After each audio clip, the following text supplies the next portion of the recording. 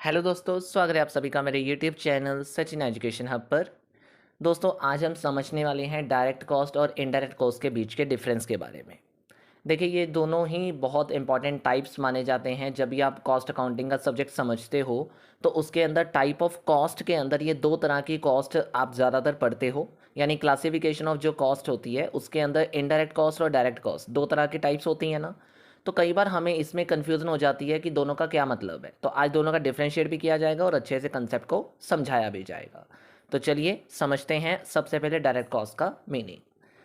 तो शुरू करने से पहले आप में से किसी स्टूडेंट को अगर कोई नोट्स चाहिए कॉमर्स सब्जेक्ट से रिगार्डिंग, तो आप मेरे टेलीग्राम चैनल, व्हाट्सएप चैनल या वेबसाइट पर जाके नोट्स ले सकते हो। लिंक आपको चैनल का वीडियो डिस्क्रिप्शन में मिल जाएगा। और दोस्तों, अगर किसी क्लासेस की रिक्वायरमेंट है कॉमर्स सब्जेक्ट से रिगार्डिंग, कोई प्रैक्टिकल या थ्योरेटिकल सब्जेक्ट में प्रॉब्लम आती है, तो आप हमसे ऑनलाइन क्लासेस भी ले सकते हैं बहुत रीजनेबल और फ्लेक्सिबल टाइम्स के साथ। डिटेल आपको क्लासेस की वीडियो डिस्क्रिप्शन में मिल जाएंगी। तो अब सबसे पहले समझते हैं डायरेक्ट कॉस्ट का मतलब क्या है। देखिए, डायरेक्ट कॉस्ट का मतलब है, नाम से क्लियर हो रहा है, that are directly related to your product. यानी ऐसे खर्चे जो प्रोडक्ट को बनाने के लिए डायरेक्टली रिलेटेड होते हैं, यानी जो प्रोडक्ट बनाने में डायरेक्ट रोल प्ले करते हैं। Means that expenses which are directly attributed to the product और डिपार्टमेंट और सर्विसेज।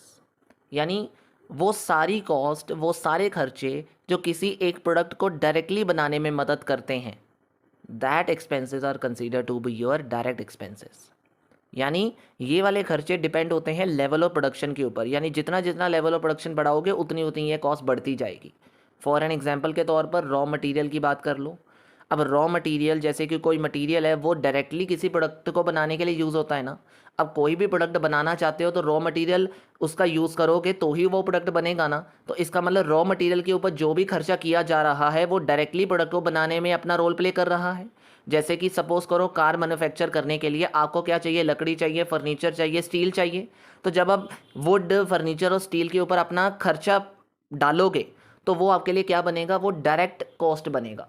क्योंकि आपको क्लियर है कि मैंने कार बनाने के लिए वुड के ऊपर खर्चा किया, फर्नीचर के ऊपर खर्चा किया, स्टील के ऊपर खर्चा किया, और ये सब चीज़ें कार बनाने के लिए ज़रूरी हैं। तो इसका मतलब ये चीज़ें प्रोडक्ट से डायरेक्टली रिलेट करती हैं। तो जब भी आप किसी रॉ मटेरियल का खर्चा डाल रहे हो किसी एक स्पेसिफिक प्रोडक्ट के ऊपर, तो वो क्या बनता है, उस प्रोडक्ट का डायरेक्ट एक्सपेंस बनता है। वो जो रॉ मटेरियल का कॉस्ट, रॉ मटेरियल के ऊपर जो आप कॉस्ट बियर कर रहे हो, this is your direct cost, जो प्रोडक्ट बनाने में डायरेक्टली मदद करती हैं। ऐसे ही वेजेस, अब जो पर्सन उस प्रोडक्ट को बना रहे हैं, जब आप उन पर्सन को कोई पैसे दे रहे हो तो वो भी तो आपके प्रोडक्ट बनाने में मदद हो रही है ना। यानी जब तक आप उन लोगों को पैसे नहीं दोगे तब तक वो प्रोडक्ट नहीं बनाएंगे। रॉ मटेरियल तो वही असेंबल करेंगे ना, वही अच्छे से लगाएंगे तो कार बनेगी। तो इसीलिए जब तक आप उन लोगों को पैसे नहीं दोगे तब तक वो काम नहीं करेंगे। तो इसीलिए कहीं ना कहीं वेजेस भी आपके प्रोडक्ट बनाने में डायरेक्टली रोल प्ले करते हैं। तो इसीलिए जो कॉस्ट प्रोडक्ट को डायरेक्टली बनाने में मदद करती है, यानी जो प्रोडक्ट के ऊपर डायरेक्टली एट्रीब्यूटेड होती है, ऐसी कॉस्ट को डायरेक्ट कॉस्ट का नाम दिया जाता है। यानी जितने ज़्यादा यूनिट बनाओगे उतनी ज़्यादा ये कॉस्ट बढ़ती जाएगी, उतना ज़्यादा रॉ मटेरियल यूज़ होगा, उतने ज़्यादा लोग लगेंगे तो वेजेस देनी पड़ेंगी, राइट। लेकिन on the other side indirect cost का मतलब थोड़ा अलग है। उसमें वो कॉस्ट प्रोडक्ट से डायरेक्टली रिलेटेड नहीं होती। अब सिंपल सी बात, जैसे इसमें एग्जांपल ले लो, मतलब जो कॉस्ट, मतलब that expenses which are not attributed to the specific cost object. मतलब जो कॉस्ट प्रोडक्ट बनाने में डायरेक्टली रोल प्ले नहीं करती, डायरेक्टली रिलेटेड नहीं होती, डायरेक्टली किसी डिपार्टमेंट पे एलोकेट नहीं होती। इन सिंपल टर्म क्या मैं कह रहा हूँ, जैसे रेंट का एग्जांपल ले लो। अब रेंट, किसी बिल्डिंग का रेंट है, तो बिल्डिंग में प्रोडक्ट बना रहे हो तो बिल्डिंग में कितने ही डिपार्टमेंट होंगे जो अलग अलग प्रोडक्ट बना रहे होंगे, राइट। तो अब उस बिल्डिंग का रेंट आया है, तो आप कैसे कह दोगे कि ये डिपार्टमेंट ए का रेंट है, ये बी का है, ये सी का है। आपको एलोकेट करना पड़ेगा। यानी एक बिल्डिंग का प्रॉपर रेंट आया है, एक बिल्डिंग का इलेक्ट्रिसिटी बिल आया है, एक बिल्डिंग के अंदर एडमिनिस्ट्रेशन कॉस्ट लग रही है। तो आप ये थोड़ी कहोगे कि वो बिल्डिंग का खर्चा डालने लगे हैं हम, नहीं। आप अगर उस बिल्डिंग के अंदर कोई डिपार्टमेंट बने हुए हैं, उन डिपार्टमेंट्स में उन चीज़ों का कितना खर्चा बांटा जाएगा, उसके लिए आपको क्या करना पड़ेगा, उन चीज़ों को एलोकेट, मतलब उस एक्सपेंस को एलोकेट करना पड़ेगा। तो इनडायरेक्ट कॉस्ट वो होती है जो प्रोडक्ट के ऊपर डायरेक्टली रिलेटेड नहीं होती। जैसे रेंट का खर्चा आप प्रोडक्ट बनाने में ज़रूरी थोड़ी है इतना। अब क्या रेंट का खर्चा प्रोडक्ट बनाने में डायरेक्टली रिलेटेड होता है, नहीं। आप बिल्डिंग के ऊपर रेंट पे करो ना करो, लेकिन उसके अंदर डिपार्टमेंट तो चल ही रहे हैं। प्रोडक्ट तो उन वेजेस द्वारा, उन रॉ मटेरियल द्वारा ही बनना है। लेकिन रेंट का खर्चा फिर भी ज़रूरी इसलिए है, जब तक वो रेंट नहीं पे करोगे, बिल्डिंग ओपन नहीं होगी, आपके डिपार्टमेंट बीच में होंगे नहीं, तो कहीं ना कहीं प्रोडक्ट बनाने के लिए कुछ सर्विसेज भी अगर हो रही हैं तो वो क्या है, आपकी इनडायरेक्ट कॉस्ट। क्योंकि जब तक बिल्डिंग के अंदर रेंट नहीं पे करोगे, जब तक बिल्डिंग का इलेक्ट्रिसिटी बिल नहीं पे करोगे, तब तक लाइट नहीं जलेगी, लाइट नहीं जलेगी तो प्रोडक्ट बना नहीं पाओगे, मशीनें नहीं चलेंगी। तो कुल मिला के ये सारे कॉस्ट, ये सारी चीज़ें भी तो प्रोडक्ट बनाने के लिए ज़रूरी है ना, पर ये डायरेक्टली रिलेटेड नहीं है, इनडायरेक्टली रिलेटेड है। तो जो इनडायरेक्टली रिलेटेड खर्चे होते हैं वो इनडायरेक्ट कॉस्ट में डाल दिए जाते हैं, ठीक है, जो डायरेक्टली एट्रीब्यूटेड नहीं होते। आई होप मैंने ये मीनिंग बहुत अच्छे से डिटेल में बताया है, आप सभी को क्लियर हो जाना चाहिए।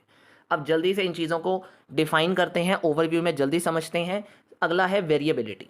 अब डायरेक्ट कॉस्ट वेरी करेगा डिफरेंट लेवल ऑफ प्रोडक्शंस के ऊपर, यानी जितने जितने प्रोडक्ट बनाते जाओगे उतना उतना आपका रॉ मटेरियल और वेजेस बढ़ते जाएंगी और ऑटोमेटिकली आपको आपकी डायरेक्ट कॉस्ट भी बढ़ती जाएगी।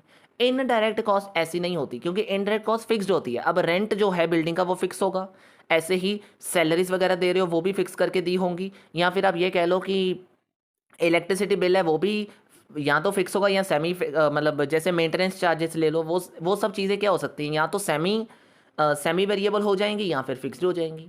यानी वो प्रोडक्शन लेवल पे डिपेंड नहीं करता कि वो जो कितने प्रोडक्ट बनेंगे उसके ऊपर। अब देखो मुझे ये बताओ, रेंट का कोई इफेक्ट कितने प्रोडक्ट बना रहे हो बिल्डिंग के अंदर उसके ऊपर पड़ेगा?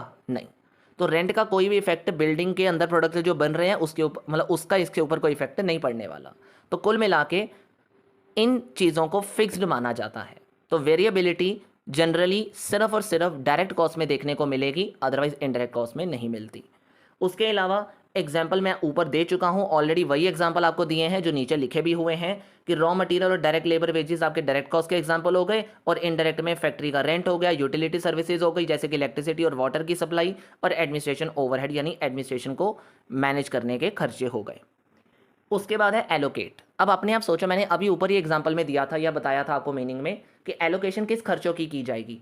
इनडायरेक्ट कॉस्ट की, क्योंकि उसका नहीं पता चल रहा है ना कि देखो अब पूरी बिल्डिंग में रेंट लग रहा है, पूरी बिल्डिंग का इलेक्ट्रिसिटी बिल आया है, उसको मैं कैसे डिवाइड करूंगा?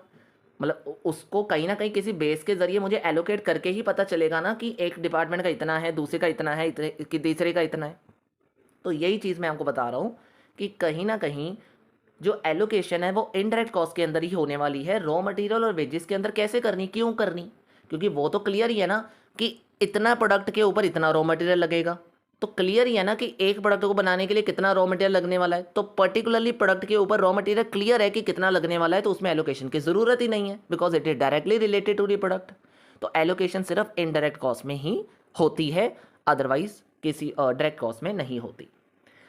कॉस्टिंग इम्पैक्ट क्या पड़ेगा? देखो अब कॉस्टिंग इम्पैक्ट अगर मैं बात करूं तो गुड्स जो बन रहे हैं ना, बनने मतलब गुड्स के बनने मतलब जो कॉस्ट ऑफ गुड्स होती है ना, उसके ऊपर डायरेक्टली इफेक्ट पड़ेगा किस चीज़ का? डायरेक्ट कॉस्ट का। मतलब directly affect the cost of good और services produce. Direct cost directly affect करेगी किसके ऊपर? प्रोडक्शन कॉस्ट के ऊपर। जबकि इनडायरेक्ट कॉस्ट का कोई इफेक्ट नहीं पड़ेगा किसके ऊपर? डायरेक्ट कॉस्ट के ऊपर। उसका इफेक्ट पड़ेगा ऑपरेशनल कॉस्ट के ऊपर, क्योंकि रेंट वगैरह, सैलरीज वगैरह, इलेक्ट्रिसिटी बिल वगैरह, वाटर सप्लाई के बिल्स वगैरह, ये सब चीज़ें किसके ऊपर इफेक्ट डालती हैं? आपके ऑपरेशन टास्क के ऊपर डालती हैं। उसका कोई प्रोडक्शन से लिंक नहीं होता, जबकि प्रोडक्शन का लिंक किससे होता है? यानी प्रोडक्शन के ऊपर किसका लिंक ज़्यादा रहता है? डायरेक्ट कॉस्ट का। तो direct cost affect the production cost, but indirect cost affect the operational cost. ठीक है। डायरेक्ट कॉस्ट की अब देखो रिस्पॉन्सिबिलिटी की बात करते हैं। जो डायरेक्ट कॉस्ट मैनेज करने का काम होता है ना, वो ज़्यादातर उसी डिपार्टमेंट का होता है जिस डिपार्टमेंट में वो कॉस्ट लग रही है।